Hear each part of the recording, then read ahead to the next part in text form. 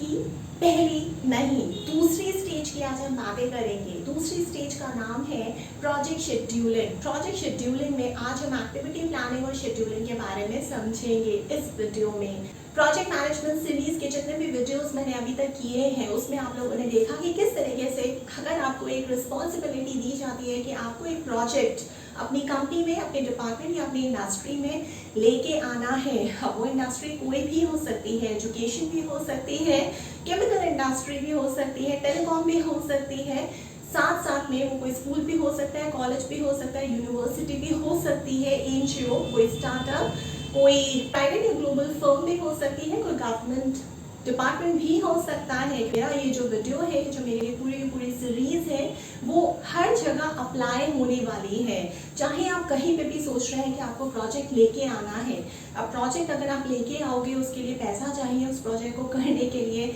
वो जो फंड्स है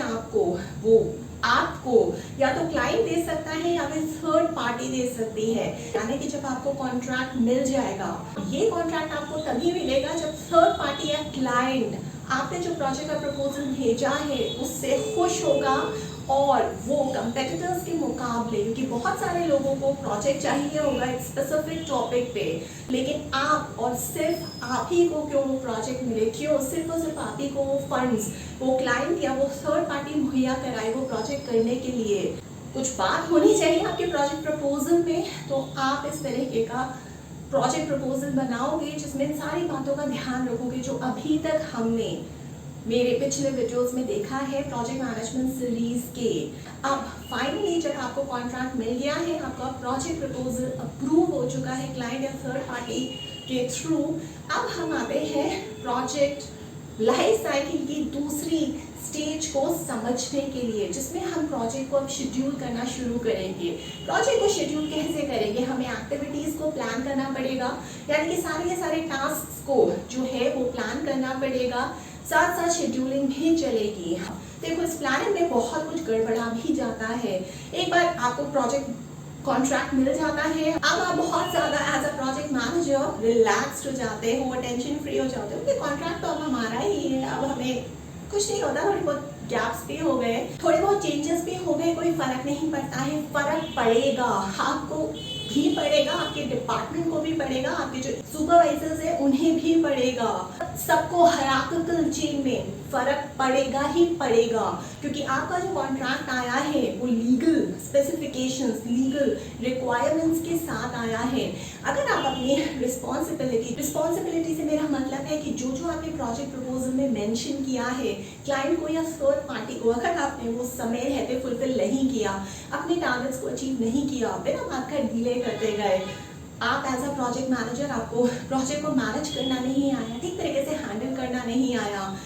और डिलेज पे डिलेज हो रहे हैं, चेंजेस को आप अच्छी तरीके से मॉनिटर नहीं कर पा रहे हो, चेंजेस को मॉनिटर करने के लिए आपने कोई टूल्स को फिक्स नहीं किया है, और अगर आप टूल्स के थ्रू चेंजेस को देख भी पा रहे हो एज अ प्रोजेक्ट मैनेजर या एज अ प्रोजेक्ट हेड, जब आपको प्रोजेक्ट मैनेजर रिपोर्ट दे रहा है वीकली बेसिस पे, तो एक प्रोजेक्ट हेड को ये भी देखना है कि अगर जो चेंजेस आ रहे हैं डिलेज की वजह से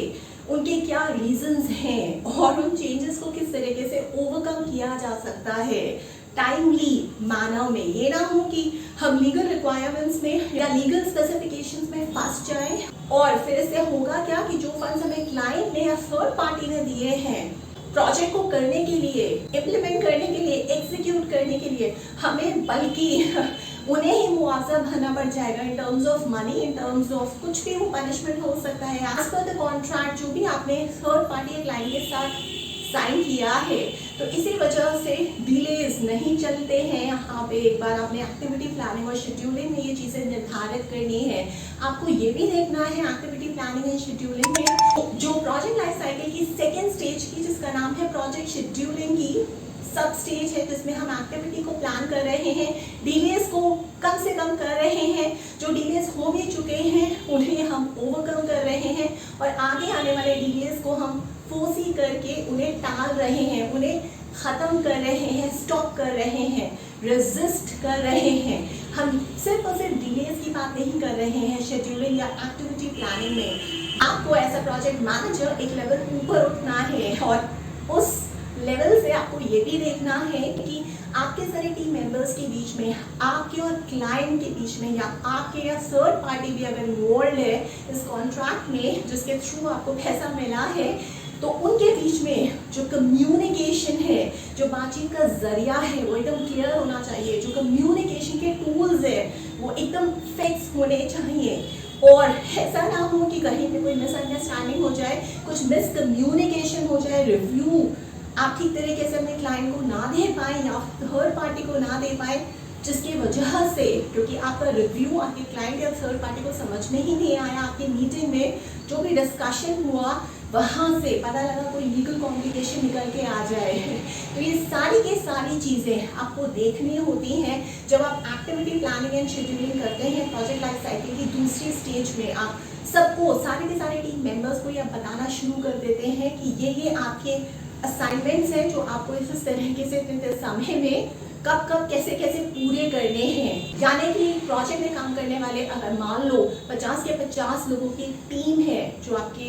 अंडर काम करने वाली है एज अ प्रोजेक्ट मैनेजर, आपको हर किसी को उसका रोल एंड रिस्पॉन्सिबिलिटी, आप जो उसको रिस्पॉन्सिबिलिटी असाइन कर रहे हो, जैसे जॉब डिस्क्रिप्शन होता है, उसी तरीके से अच्छी तरीके से कम्युनिकेट करनी है कि कोई भी वहाँ पे गैप ना रह जाए। और अगर गैप रहता भी है आपके टीम मेंबर्स के बीच में या आपके और आपके क्लाइंट और थर्ड पार्टी के बीच में, जिससे आपको पैसा मिल रहा है वो प्रोजेक्ट करने का, उस प्रोजेक्ट को फीजिबल बनाने का, उनके बीच में भी कोई गैप ना रह जाए, इसलिए कम्युनिकेशन टूल्स की मदद आपको लेनी है। इस तरीके से आपको रिव्यूज करते चलना है, और इस तरीके से आपको एज अ प्रोजेक्ट मैनेजर या एज अ प्रोजेक्ट हेड या एज अ प्रोजेक्ट लीड या एज अ प्रोजेक्ट कोऑर्डिनेटर ये भी पता चलेगा कि आपके डिलेज हो क्यों रहे हैं।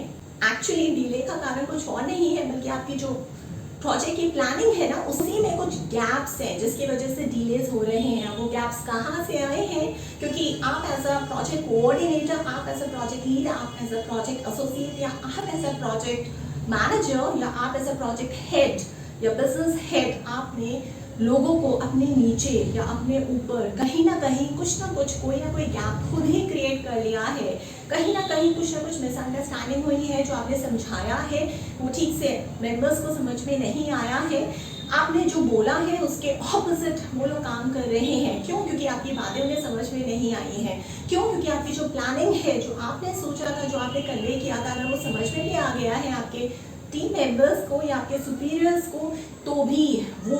फीजिबल नहीं हो पा रहा है, क्योंकि वो अनरीजनेबल कुछ टारगेट्स ऐसे थे जो नज़रअंदाज हो गए आपके क्लाइंट्स के द्वारा भी और आपके थर्ड पार्टी के द्वारा भी और आपके द्वारा भी as a project head, as a project manager, जिसकी वजह से गैप्स क्रिएट हुए हैं, जिसकी वजह से आपकी जो प्लानिंग है वो गड़बड़ा रही है और इवेंचुअली डिलेज हो रहे हैं। तो ये सारी की सारी चीज़ें जब आप प्रोजेक्ट लाइफ साइकिल की सेकेंड स्टेज पे आते हो, जिसमें आप प्रोजेक्ट को पूरा शेड्यूल करते हो, एक्टिविटीज़ को प्लान करते हो,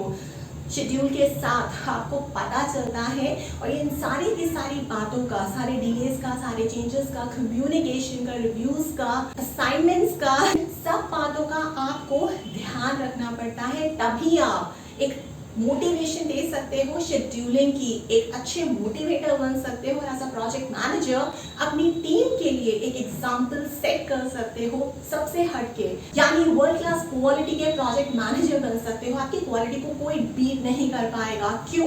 क्योंकि आपको मोटिवेशन देनी आती है। आप अपनी टीम मेंबर्स को मोटिवेटेड रख सकते हो, आप अपने टीम मेंबर्स को थ्रिल्ड रख सकते हो, आप अपने टीम मेंबर्स को जानते हो किस तरीके से उन्हें लेवल ऑफ एक्साइटमेंट देना है, ताकि वो आपका प्रोजेक्ट टाइमली रहते और बिना डिले के, और अगर चेंजेस आते भी हैं तो उसे अच्छी तरीके से एक्सेप्ट करके उसके लिए पहले से ही प्रिपेयर होके